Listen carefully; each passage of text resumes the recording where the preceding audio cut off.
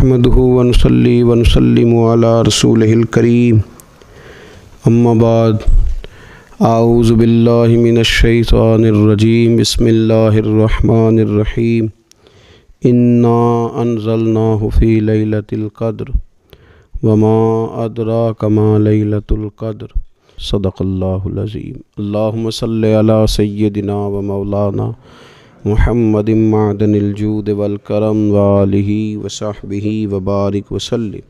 अस्सलातु वस्सलामु अलैका या सय्यदी या रसूल अल्लाह व अला आलिका व अस्हाबिका या हबीब अल्लाह। हम्द व सलात के बाद अल्लाह ताला ने कुरान मजीद में इरशाद फरमाया कि इन्ना अंज़लनाहु फ़ी लैलतिल क़द्र, फरमाया बेशक हमने इस कुरान पाक को लैलतुल क़द्र में नाजिल किया है, कद्र वाली रात में नाजिल किया।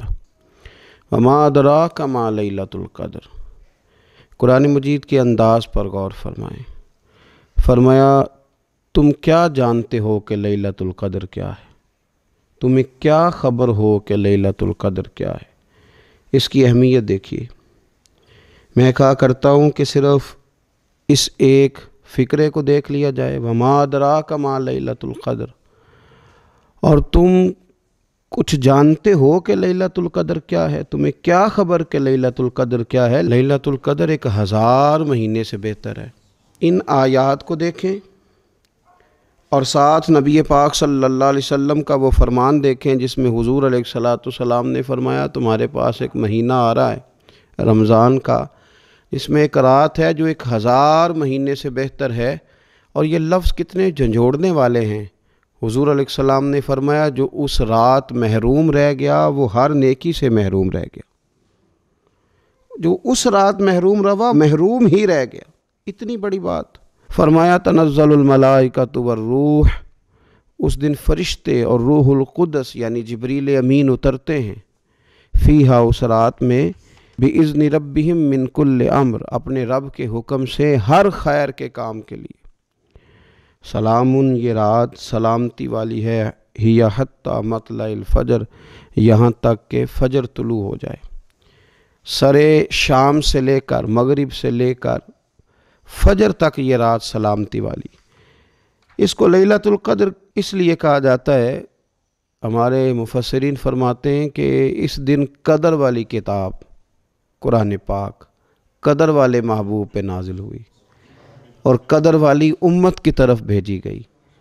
नबी पाक सल्लल्लाहु ताला अलैहि वसल्लम ने जब पुरानी उम्मतों की उम्रें देखी, ना किसी की 1000 साल हुई, किसी की उससे ज़्यादा हुई, तो अल्लाह के महबूब अलैहिस्सलाम के दिल मुबारक में ये ख़याल आया कि मेरी उम्मत की उम्रें तो बड़ी थोड़ी होंगी, तो कैसे इतनी लंबी नेकियां कर सकेंगे। तो अल्लाह ताला ने फिर लैलतुल क़द्र अता फरमाई।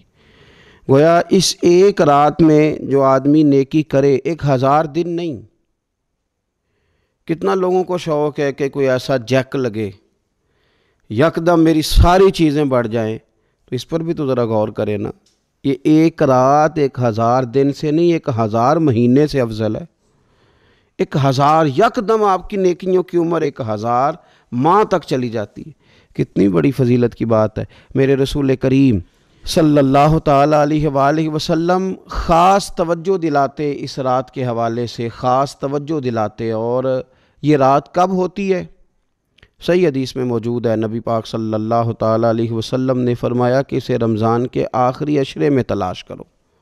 गोया ये जो 5 ताक रातें हैं ना, 21वीं, 23वीं, 25वीं, 27वीं, 29वीं, इन ताक रातों में इस रात को तलाश करो।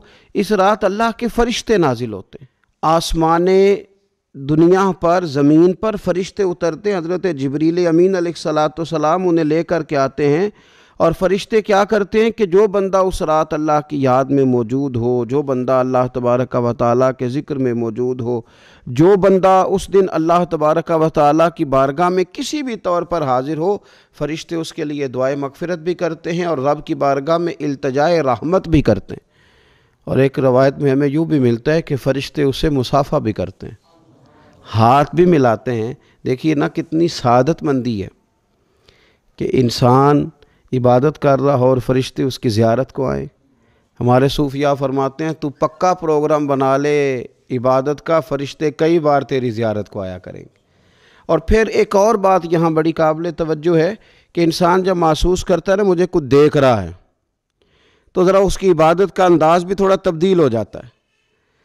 تو اگر یہ ذہن ہو ہمارا کہ ہمیں فرشتے دیکھ رہے ہیں اور وہ والی مخلوق دیکھ رہی ہے جو ہماری ڈائری ڈائریکٹ لے جا کے ہمارے رب کی بارگاہ میں پیش کرے، تو پھر کچھ زیادہ ہی توجہ مسلمان کی ہونی چاہیے، زیادہ ہی انہماک ہونا چاہیے، وہ کھو جائے۔ ٹھیک ہے ہم کمزور بھی ہیں، ہمارے اندر کچھ پریشانیاں بھی ہیں، ہماری بیماریاں بھی ہیں، ہم لاغر بھی ہیں، ضعف بھی آ جاتا ہے، تھکاوٹ بھی ہمیں آ لیتی ہے، لیکن لمبی تو بات ہی کوئی نہیں، 5 تو طاق راتیں۔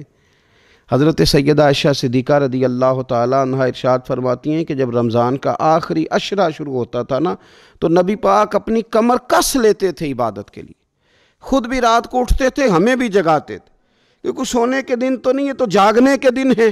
ساون کی کالی راتوں میں جب بوندا باندی ہوتی ہے، وہ راتوں کو اٹھ اٹھ روتے ہیں جب خلقت ساری سوتی ہے۔ یہ رب کے بندوں کی شان ہے۔ اور ویسے بھی درویش کہتے ہیں کہ رات پوے تے بے درداں نو نیند پیاری آوے، درد منداں نو تے یاد سجن دی ستیاں وی آن جگاوے۔ تو یہ وقت ہے خاص، اس خاص وقت اس بات کی طرف ضرور توجہ کرنی چاہیے۔ اور یہ جو کہا گیا نا کہ فرشتے نازل ہوتے ہیں بِإِذْنِ رَبِّهِمْ مِنْ كُلِّ امر، اللہ کے حکم سے آتے ہیں اور ہر کام کے لیے، ہر امر خیر کے لیے آتے ہیں۔ تو اس میں بھی ہمارے مفسرین نے لکھا ہے کہ وہ تمہارے لیے پورے سال کا فیصلہ کریں گے کہ تمہیں کیا دیا جائے گا، تم کیا حاصل کرو گے اللہ تبارک و تعالیٰ کی بارگاہ سے۔ تو اس کا معنی یہ ہوا کہ پھر تو یہ لینے کی رات ہے۔ ایسا نہ ہو کہ فرشتے آئے ہوں رب کی بارگاہ سے یہ پیغام کرم ہو کہ دینا ہے اور لینے والے سو رہے ہوں، وہ آرام میں ہوں۔ تو یاد رکھیں خیرات اسی کے پیالے میں آتی ہے جس کا پیالہ سیدھا ہوتا ہے، اور اگر پیالہ ہی سیدھا نہ ہو تو خیرات پھر پیالے میں نہیں آیا کرتی۔ تو پھر اس کو جو کہا گیا نا کہ یہ سلامتی والی ہے، تو اس میں ایک اور بات بھی ہمارے پھر مفسرین نے لکھی ہے کہ اس رات، شیطان تو ویسے ہی قید ہے، اس رات بندے کا نفس بھی نہیں اسے تنگ کرتا۔ یہ طاق راتیں اتنی حسین ہے کہ تھوڑی سی بندہ ہمت کرے تو اللہ عبادت کے لیے اس کے دل کو قرار عطا کر دیتا ہے، اسے سکون ملتا ہے، طبیعت ٹھنڈی ہو جاتی ہے، اور وہ بڑے ذوق کے ساتھ اللہ کی عبادت کرتا ہے۔ خوب بیداری کا مظاہرہ کریں طاق راتوں میں۔ میں نے رمضان سے پہلے مشورہ دیا تھا کپڑے وقت پہ خرید لو عید کے، اور وقت پہ سلا لو، اور وقت پہ چیزیں لے لو۔ یہ جو خاص دن ہیں عبادت کے، یہ لوگوں کے بازاروں میں گزر جاتے ہیں۔ یہ زیادہ تر وقت ہمارا خریداری میں اور شاپنگ میں اور ایسے مہمل کاموں میں صرف ہو جاتا ہے کہ جن کی وجہ سے یہ خاص چیزیں جو ہمیں میسر آنی تھیں ان سے ہم کئی دفعہ رہ جاتے ہیں۔ تو اس رات کرنا کیا ہے؟ زیادہ سے زیادہ کھڑے ہو کے رب کی عبادت کریں، قرآن شریف کی تلاوت کریں، استغفار پڑھیں۔ سیدہ طیبہ طاہرہ حضرت عائشہ صدیقہ رضی اللہ تعالی عنہا نے عرض کی یا رسول اللہ اگر مجھے یہ رات مل جائے تو کیا پڑھوں؟ تو فرمایا عائشہ تم یہ دعا مانگنا، اللہم انک عفو، اے اللہ بے شک تو درگزر کرنے والا، تحب العفو، اور تو درگزر کرنے کو پسند بھی کرتا ہے، فاعف عنی، ہم سے بھی درگزر فرما، ہمارے گناہوں کو معاف فرما۔ یعنی اس رات اللہ سے درگزر کا سوال کریں۔ جو لوگوں کے سامنے اپنی خطائیں ہوتی ہیں وہ تو ویسے بیچارے ہر وقت معافی مانگتے رہتے ہیں، جن کے پیش نظر اپنی غلطیاں ہوتی ہیں، جو اپنے رب کریم کی بارگاہ میں حاضر ہونے کا ارادہ رکھتے ہیں صاف ستھرا ہو کر، وہ تو ویسے ہی معافی کے طلبگار ہوتے ہیں۔ تو یہ تو خاص چانس ملا ہے معافی مانگنے کا، تو بالکل سستی کا مظاہرہ نہ کریں۔ بالخصوص وہ لوگ جو اعتکاف میں موجود ہیں، نیند تو کسی وقت بھی آ جاتی ہے، آپ دوپہر کو بھی ذرا چپ کر کے لائٹ آف کریں تو یہ آ ہی جاتی ہے۔ آپ سر شام بھی تھوڑا سا کھانا کھانے کے بعد اگر کمر سیدھی کرنے کو بھی لیٹ جائیں تو نیند تو پھر بھی آ ہی جاتی ہے۔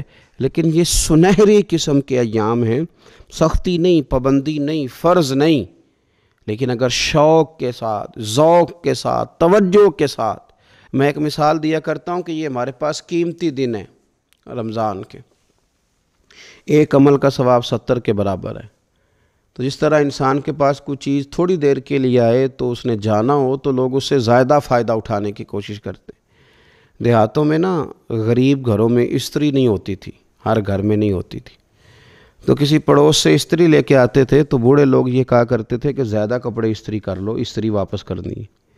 جس چیز کو واپس کرنا ہو تھوڑی دیر کے لیے ہمارے پاس ہو، اس سے زیادہ لوگ نفع لینے کی کوشش کرتے ہیں، تو یہ تو تھوڑے دن باقی رہ گئے، طاق راتیں تھوڑی رہ گئیں، زیادہ نفع لینے کی کوشش